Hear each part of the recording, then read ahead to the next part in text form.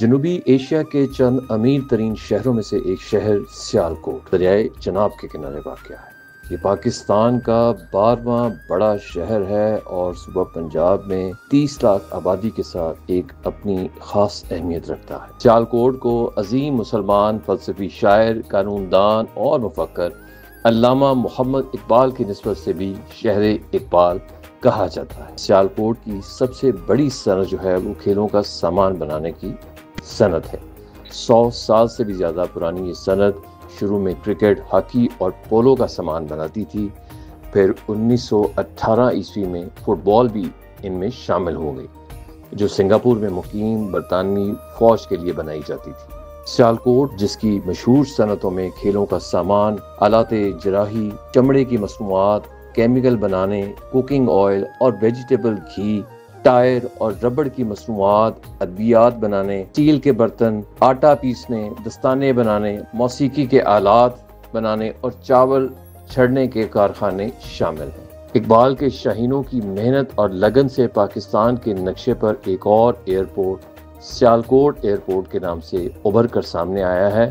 یہ پاکستان کا واحد نجی انٹرنیشنل ایئرپورٹ ہے جہاں سے اندرون پروازوں کے علاوہ خلیجی ممالک کو بھی پروازیں جاتی ہیں۔ 1849 عیسوی کی جنگ میں انگریزوں نے رنجیت سنگھ کو ہرا کر سیالکوٹ سمیت پورے پنجاب پر قبضہ کر لیا۔ سیالکوٹ شہر کی بھرپور ترقی بھی اسی دور میں ہوئی۔ 1899 عیسوی میں مرے کالج سیالکوٹ کی بنیاد رکھی گئی۔ 1980 میں وزیر آباد تا سیالکوٹ ریلوے ٹریک کو جموں تک توسیع دی گئی، جبکہ سیالکوٹ تا نارووار ریلوے لائن بھی 1915 عیسوی میں کھول دی گئی۔ اسی دور میں سیالکوٹ دھاتی اشیاء کے حوالے سے ابھر کر سامنے آیا۔ اب بات کرتے ہیں سیالکوٹ کے موسم۔ کشمیر کے پہاڑوں سے ٹکرا کر وادی کے گلزاروں سے مہکتی ہوئی ہوائیں بادلوں سے سرسراتی ہوئی جب سیالکوٹ پہنچتی ہیں تو یہاں کا ہر ایک شجر جھوم جھوم کر فضا کو خمار آلود کر دیتا ہے۔ مئی سے وسط ستمبر تک گرمی ہوتی ہے۔ جولائی اور اگست میں برسات کا موسم غالب رہتا ہے۔ اکتوبر سے موسم بالخصوص رات کے اوقات میں ٹھنڈا ہونا شروع ہو جاتا ہے۔ دسمبر کے وسط سے جنوری کے اواخر تک شدید سردی اور دھند کا موسم ہوتا ہے۔ مارچ میں سردیاں مکمل ختم ہو جاتی ہیں اور پھر بہار کا آغاز ہو جاتا ہے۔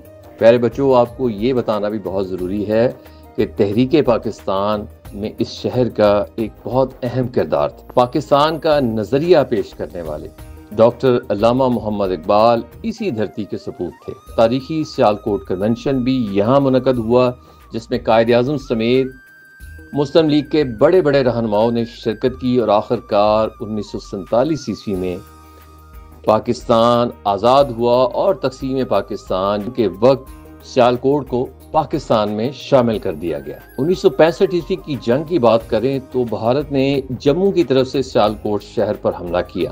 پاک فوج نے کامیابی سے شہر کا دفاع کیا اور سیالکوٹیوں نے بھی بڑی بہادری سے اپنی فوج کا ساتھ دیا۔ غیور شہری بھارتی ٹینکوں کے سامنے بم باندھ کر لیٹ گئے اور چونڈا کے محاذ کو بھارتی ٹینکوں کا قبرستان بنا دیا۔